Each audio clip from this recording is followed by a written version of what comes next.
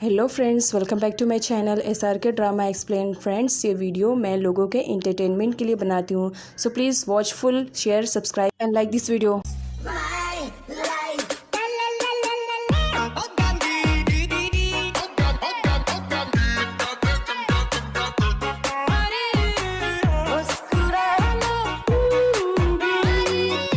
सो friend, यह हमारे ड्रामे के एक्सप्लेनेशन का सेकेंड लास्ट पार्ट है। पार्ट की स्टार्टिंग वहीं से होती है जहाँ पर प्रीवियस पार्ट फिनिश हुआ था।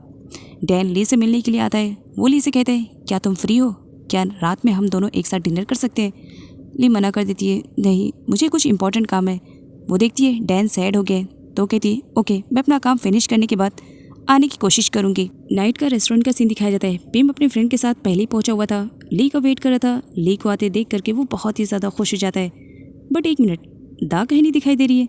एक्चुअली बेन ने उसे गलत एड्रेस दे दिया था, जिसकी वजह से दा कहीं और पर है। सारे लोग मिल करके डिनर को एंजॉय करते हैं। पिम के मना करने के बाद भी ली ने बहुत ज़्यादा ड्रिंक कर रखा था, जिसकी वजह से अब वो फुल नशे में थी और घर वापस जाते वक्त बहुत ज़्यादा हंगामा क्रिएट कर रही थी। इवन वो तो रास्ते में अपने बॉस पिम से डांस की डिमांड भी करने लगती है।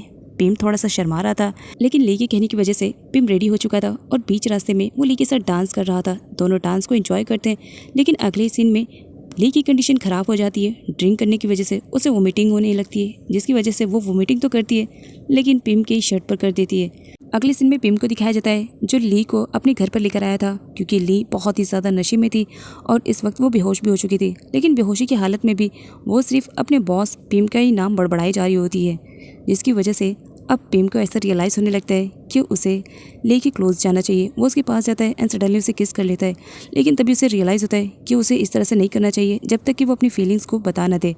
डैन का कॉल आने की वजह से वो काफ़ी अपसेट हो जाता है और वो वहाँ से उठ करके चले जाता है। नेक्स्ट मॉर्निंग जब ली की आँख खुलती है तो वो देखती है उसके फ़ोन पर तो कितने सारे मैसेजेस एंड कॉल रहते हैं डैन के।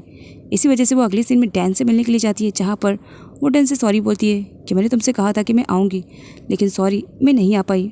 डैन को यहाँ पर मालूम पड़ चुका था कि रात भर ली अपने बॉस के घर पर थी, तो इसी वजह से वो उस पर भड़क पड़ता है कि एटलीस्ट तुम्हें मुझे तो बताना चाहिए था कि तुम कहाँ जा रही हो। तुमने कहा कि तुम्हारा शेड्यूल बिजी है, एंड देन फिर मुझे मालूम पड़ा कि नाइट में तुम अपने बॉस के साथ थी। मैं ये नहीं कह रहा हूँ कि तुम गलत हो, लेकिन शायद अब मुझे रियलाइज़ हो रहा है कि पिम ने जो कुछ भी कहा था सच ही कहा था। जिस पर ली पूछती, पिम बॉस ने ऐसा क्या कहा था?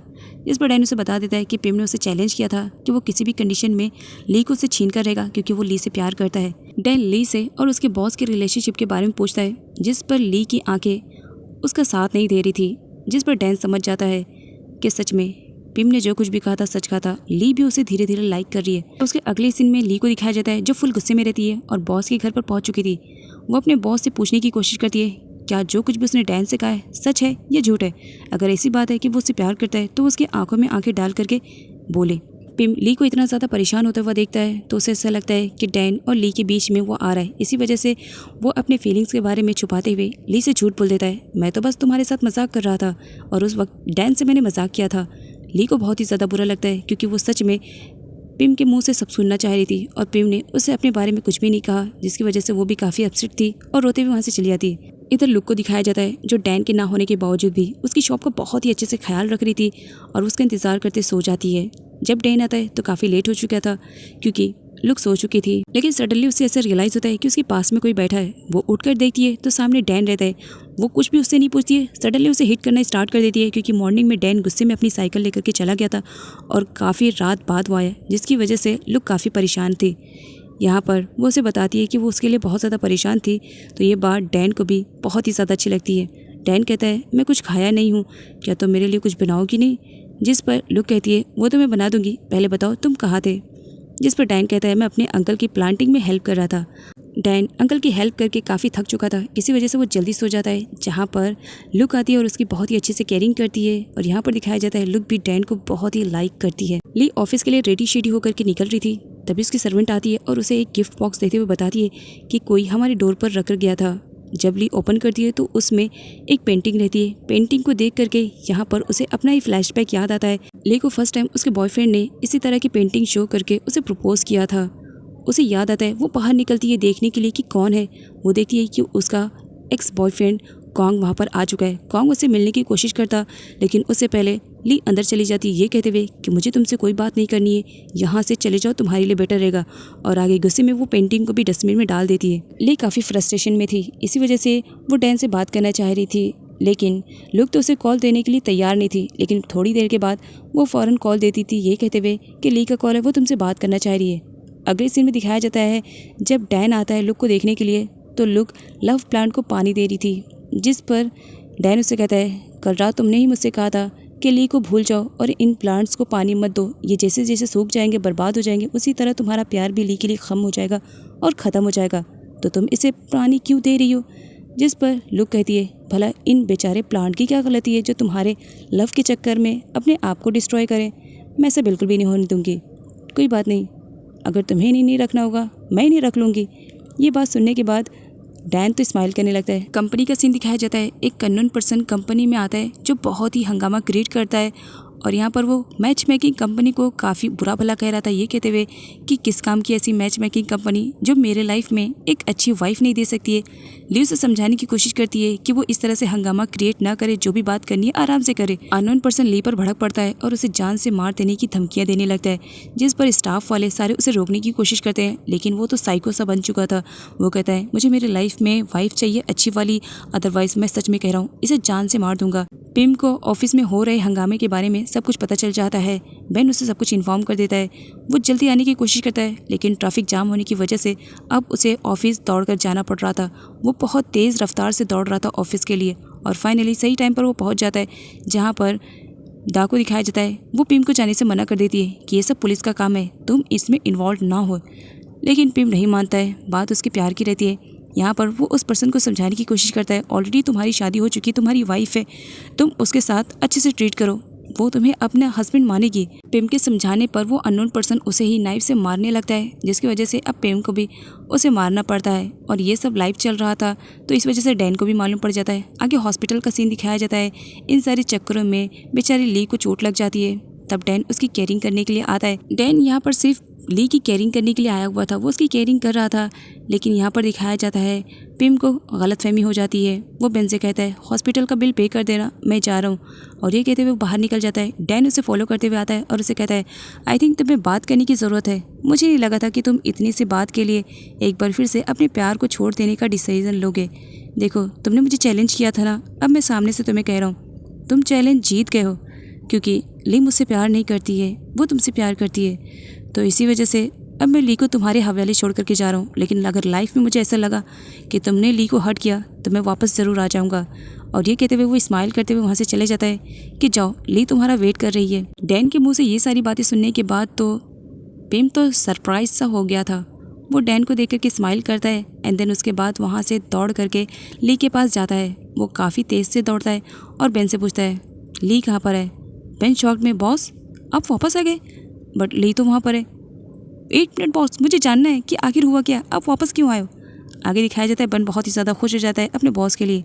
ली की लाइफ में एक बार फिर से उसका एक्स बॉयफ्रेंड कॉन्ग की एंट्री हो जाती है, जो उससे पास्ट में होने वाली गलतियों की भी माफ़ी मांगता है और उसे अपनाने की बात करता है और उसे टाइटली हक भी कर चुका था। उसी वक्त पिम भी वहाँ पर पहुँच जाता है और उन दोनों को इस तरह से देख लेता है। उन दोनों के बीच में फिर से कोई मिसअंडरस्टैंडिंग क्रिएट ना हो, इसी वजह से बेन उसे सलाह देता है कि वो जा करके एक बार ली से बात करे। वो ली से बात करता है और पूछता है कि वो अननोन पर्सन कौन है, क्या वो उसे जानती है। जिस पर ली इतना ही कहती है कि हाँ वो उसे जानती है, लेकिन वो उसके साथ अब कोई भी रिलेशनशिप नहीं रखना चाहती है और ना ही अपनी लाइफ में कोई सीन क्रिएट करवाना चाहती है। आगे दिखाया जाता है जब ली वहाँ से जाती है तो पिम उससे पूछने की कोशिश करता है कि आखिर वो कौन है, क्या वो उसका एक्स बॉयफ्रेंड है। जिस पर ली उसे बता देती है हाँ तुमने सही गेस किया, वो मेरा एक्स बॉयफ्रेंड है कॉन्ग, जो कि अब वापस से मेरी लाइफ में आना चाह रहा था। और यहाँ पर ली को दिखाया जाता है वो कॉन्ग और अपने रिलेशनशिप के बारे में बताना स्टार्ट करती है कि पास्ट में वो दोनों एक दूसरे से बहुत ज़्यादा प्यार करते थे। इवन उन दोनों की तो शादी भी होने वाली थी। शादी वाले दिन कॉन्ग उसे लेटर देता है ये कहते हुए कि सॉरी मैं तुमसे शादी नहीं कर पाऊँगा। वो अपने ब्राइडल वाले लुक में कॉन्ग को रोकने के लिए दौड़ पड़ती है और दौड़ते दौड़ते वो गिर भी जाती है, लेकिन कॉन्ग उसकी एक भी नहीं सुनता है और वहाँ से चला जाता है। पिम को यहाँ पर अब सब कुछ पता चल गया है कि ली की लाइफ में पास्ट में क्या हुआ, जिसकी वजह से वो अब लड़कों पर ट्रस्ट नहीं करना चाह रही है। यहाँ पर पिम को दिखाया जाता है वो ली को प्रॉमिस करता है कि वो उसका ख्याल रखेगा, साथ ही वो उसे वो भी कहता है कि तुम किसी भी कंडीशन में कॉन्ग से बात नहीं करोगी और ना ही उससे कोई रिलेशनशिप रखोगी। जिस पर ली कहती है आप ऐसा क्यों बोल रहे हो बॉस, तब यहाँ पर पिम उसे बता देता है बिकॉज मैं तुमसे बहुत ज़्यादा प्यार करता हूँ और मैं किसी भी कंडीशन में तुम्हें हर्ट होता हुआ नहीं देखूंगा। लेकिन अचानक से ली अपने ही बॉस को पंच मार देती है। पीछे खड़ा बेन देख करके शॉक में कि ये सब हो क्या रहा है। यहाँ पर पिम को दिखाया जाता है जो ली से कहता है आखिर तुमने मुझे हिट क्यों किया। जिस पर ली कहती है बॉस अगर आप फिर से मुझे कहोगे कि मैं मजाक कर रहा हूँ तो ये मजाक बिल्कुल भी मैं बर्दाश्त नहीं कर पाऊंगी, क्योंकि मुझे अच्छे से मालूम है लास्ट टाइम की तरह आप इस बार भी मेरा मजाक उड़ा रहे हो ना, तो इसी वजह से मुझे आपकी एक भी बात नहीं सुनी और अगर आपने ज़्यादा फोर्स किया तो आप मेरी सुपर पावर को देखेंगे। ये कहते हुए वो चली जाती है। अब बेन आता है, वो बॉस को समझाता है कि उसे थोड़ा सा टाइम देना चाहिए। अगले सीन में दिखाया जाता है पिम को जो ऑफिस में सारे स्टाफ को बुला चुका था। सारे लोग पूछते हैं कि आखिर उसने इतनी इंपॉर्टेंट मीटिंग क्यों रखी। तब यहाँ पर जब पिम के थ्रू सारे स्टाफ को मालूम पड़ता है कि वो ली को लाइक करता है और उसे डेट करना चाह रहा है, सारे स्टाफ बहुत ही ज़्यादा खुश हो जाते हैं। अगले सीन में दिखाया जाता है फाइनली ली और पिम उन दोनों के लाइफ में अब धीरे धीरे सब कुछ ठीक हो रहा था और ली भी कहीं ना कहीं अब पिम को लाइक करने लगी थी। लेकिन उसके एक्स बॉयफ्रेंड कॉन्ग के आ जाने की वजह से अब यहाँ पर ली का पहला प्यार जाग उठा था।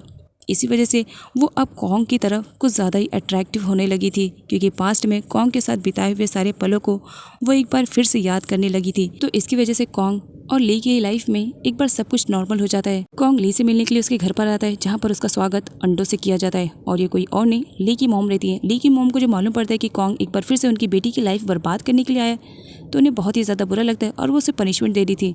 ली अपनी मॉम को रोकती है और एक बार फिर से कॉन्ग को एक मौका देने के लिए कहती है, जिसकी वजह से ली की मॉम को मानना ही पड़ता है, बात उनकी बेटी की रहती है।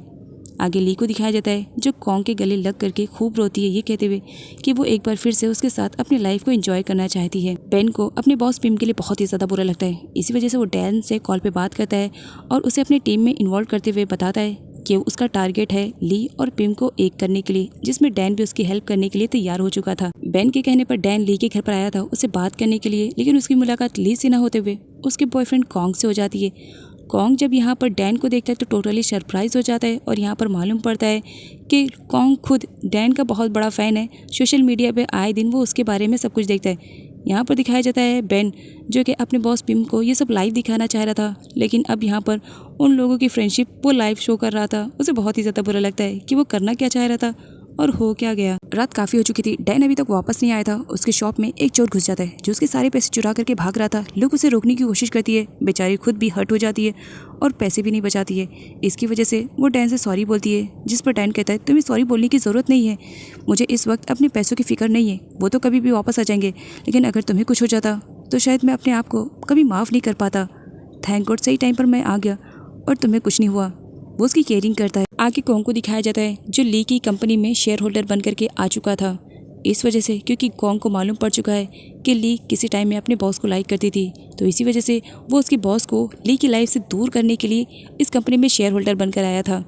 यहाँ पर दिखाया जाता है पिम को वो बहुत ही ज़्यादा अपसेट था। इसी वजह से वो अपने दोस्तों के साथ मिल करके फर्स्ट टाइम बहुत ही ज़्यादा ड्रिंक करता है और अपना पूरा फ्रस्ट्रेशन उनके सामने निकाल देता है। पिम के फ्रेंड उसकी हेल्प करने की बात करते हैं, जिस पर पिम मना कर देता है, नहीं मुझे कोई हेल्प नहीं चाहिए। बेन बहुत ही ज़्यादा गुस्से में था और वो डैन से मिलने के लिए आया था। वो डैन पर खूब भड़का हुआ था। इसका मतलब मैं क्या ये समझूं कि तुम हमारी टीम में नहीं हो? मतलब तुमने कहा तुम मेरी टीम में हो और मेरी हेल्प ना करते हुए वहाँ जा करके फ़ोटोशूट करवा रहे हो? क्या तुम्हें ज़रा सी भी शर्म नाम की चीज़ नहीं है? इस पर डैन उससे समझाता है कि ऐसी कोई बात नहीं है, वो उसके साथ है और वो उसकी हेल्प करेगा। मैच मेकिंग कंपनी में किसी इवेंट की वजह से सारे कपल्स एक दूसरे के साथ डांस की प्रैक्टिस कर रहे थे और उसमें ली और कॉन्ग भी इन्वॉल्व थे। डैन लुक के साथ वहाँ पर आ चुका था, जहाँ पर लुक अपनी फुल नौटंकी स्टार्ट कर चुकी थी और वो बेहोश होने का नाटक कर रही थी। डैन कॉन्ग से हेल्प लेता है और उसे उसकी गाड़ी में हॉस्पिटल ले जाने के बारे में कहता है। कॉन्ग के वहाँ से जाने के बाद डैन खुश होता है और वो बेन को बता देता है कि काम हो गया है, आगे तुम अपनी प्लानिंग स्टार्ट कर सकते हो। कॉन्ग के जाने की वजह से ली का पार्टनर नहीं था, तो इसी वजह से बेन अपने बॉस पिम को फोर्स करता है कि वो जा करके ली के साथ डांस करे। ली और पिम दोनों एक दूसरे के साथ डांस कर रहे होते हैं। इधर दा को दिखाया जाता है जो बेन और डैन दोनों पर नज़र रखी हुई थी। उसके बाद वो कॉन्ग के पास कॉल करके बता देती है कि उसके साथ धोखा किया गया है, वो लड़की बिल्कुल ठीक ठाक है, जिसकी वजह से कॉन्ग लुक पर बहुत ज़्यादा भड़क जाता है। डैन और बेन दोनों देख करके शॉक्ड हो जाते हैं कि कॉन्ग एक बार फिर से वहाँ पर वापस आ चुका है, लेकिन उन लोग को समझ में नहीं आ रहा था कि कॉन्ग को इन सब के बारे में किसने बताया है, क्योंकि उन्हें आइडिया नहीं है कि सब दा कर रही है। आगे दिखाया जाता है अब जब कॉन्ग आ जाता है तो इसी वजह से ली के साथ वो डांस को कंटिन्यू करता है और पेम को वहाँ से जाना पड़ता है। आगे पेम को जब मालूम पड़ता है कि बेन ने उसके पीठ पीछे क्या किया है तो वो बेन पर ही चिल्लाता है कि अगर ली अपनी लाइफ में अपने एक्स बॉयफ्रेंड कॉन्ग के साथ खुश रहना चाह रही है तो मैं उसकी लाइफ में इंटरफेयर नहीं करना चाहता हूँ।